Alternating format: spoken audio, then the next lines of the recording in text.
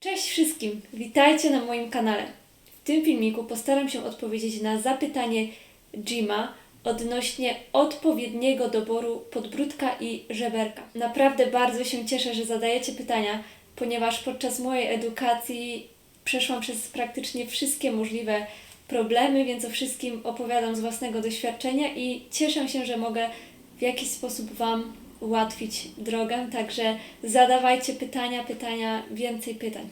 Znalezienie wygodnego zestawu żeberko i podbródek zajęło mi naprawdę wiele czasu.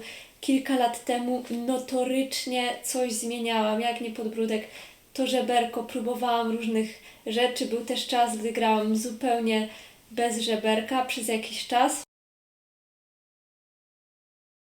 To, co powiem, nie będzie dokładną sugestią. Proszę kupić to i to będzie na 100% wygodne, ponieważ każdy z nas jest inny i to jest sprawa indywidualna. Ja postaram się jedynie podpowiedzieć, na co warto zwrócić uwagę i co ja myślę, że jest ważne przy doborze podbródka i żeberka, ale całą resztę musicie zrobić sami. Zaczynajmy.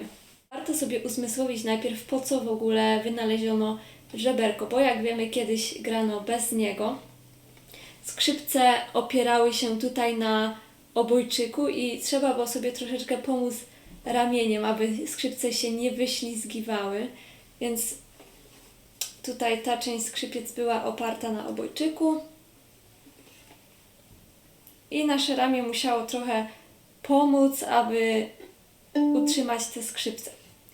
I tak naprawdę żeberko wymyślono po to, aby oczywiście ułatwić i miało za zadanie ono wypełnić tę przestrzeń tutaj. Czyli jak skrzypce opierały się na obojczyku, to ta przestrzeń, która zostawała między skrzypcami a naszym ramieniem, miała zostać wypełniona żeberkiem. Czyli ta przestrzeń. I tutaj możemy już zauważyć pierwszą rzecz. Ta przestrzeń pomiędzy naszym ramieniem a skrzypcami wcale nie jest taka wielka, więc odradzałabym bardzo wysokie żeberka, ponieważ jest to po prostu nienaturalne i z własnego doświadczenia mogę powiedzieć, że wysokie żeberka prowokują podnoszenie ramienia, czyli usztywniają nas. I też zauważyłam, że oparcie wtedy w prawej ręce dźwiękowo jest po prostu gorsze, bo automatycznie podnosimy też prawe ramię, czyli po prostu wtedy jesteśmy tutaj cali pospinani. O, i sobie gramy. Druga sprawa. Żeberko powinno pozwalać nam na swobodne ruchy ramieniem, czyli odradzam wszelkie żeberka, które blokują nasze ruchy i uniemożliwiają je. Po prostu to się nie sprawdzi. Kolejną rzeczą, na którą trzeba zwrócić uwagę, to jest to, czy nóżka po prawej stronie skrzypiec, gdy na nie patrzymy tak, teraz widzicie mnie w odbiciu lustrzanym, więc nie sugerujcie się tym, czy ta nóżka jest wyżej, ponieważ ta przestrzeń tutaj jest jednak większa niż przestrzeń tutaj. Dlatego ta nóżka musi być wyżej. W przeciwnym razie po prostu nasza szyja będzie jakoś dziwnie wygięta. Kolejną rzeczą, którą można zrobić, to posprawdzać sobie ustawienia tutaj tych śrubek, czyli można poprzesuwać w prawo, w lewo i po prostu poprzymierzać sobie i sprawdzić, kiedy jest nam najbardziej wygodnie. Jakieś minimalne zmiany wysokości oczywiście możemy zrobić za pomocą tych śrubek, czyli albo dać się wyżej, albo niżej. Też musimy sobie po prostu posprawdzać, jaka wysokość jest dla nas odpowiednia. Tak naprawdę, żeby się zorientować, które żeberko jest dla nas wygodne, trzeba je po prostu przetestować. Iść do sklepu, wziąć wszystkie możliwe żeberka i po prostu poprzymierzać i posprawdzać, który rodzaj nam najbardziej odpowiada. Bo to też nie jest tak, że weźmiemy sobie jedno żeberko, poprzekręcamy śrubki i tak dalej i na pewno będzie wygodnie. Nie.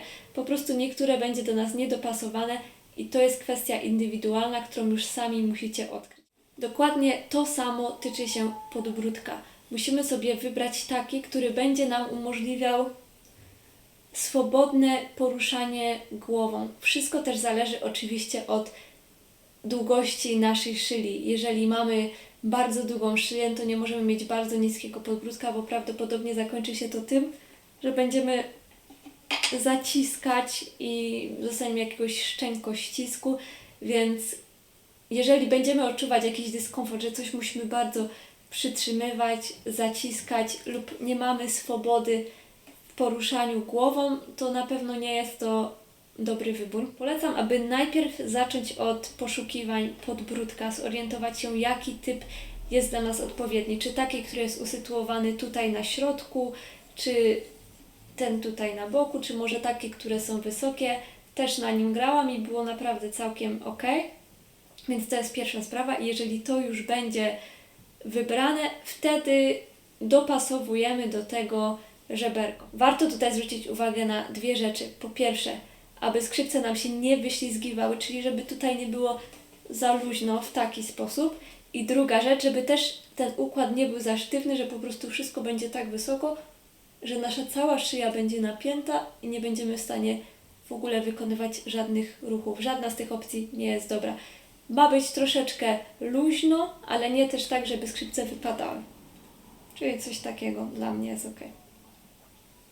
Lepiej, żeby pójść z jakąś drugą osobą do sklepu i poprzymierzać sobie te żeberka, żeby ta osoba mogła popatrzeć na nas z tyłu, czy czasami jakiś układ nie powoduje dziwnych skrzywień kręgosłupa w jedną lub w drugą stronę, lub tego, że się garbimy.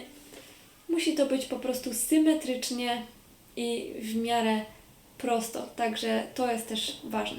Bardzo Wam dziękuję za obejrzenie tego filmiku. Mam nadzieję, że udało mi się odpowiedzieć na pytanie. Proszę o więcej pytań i do zobaczenia następnym razem. Pa!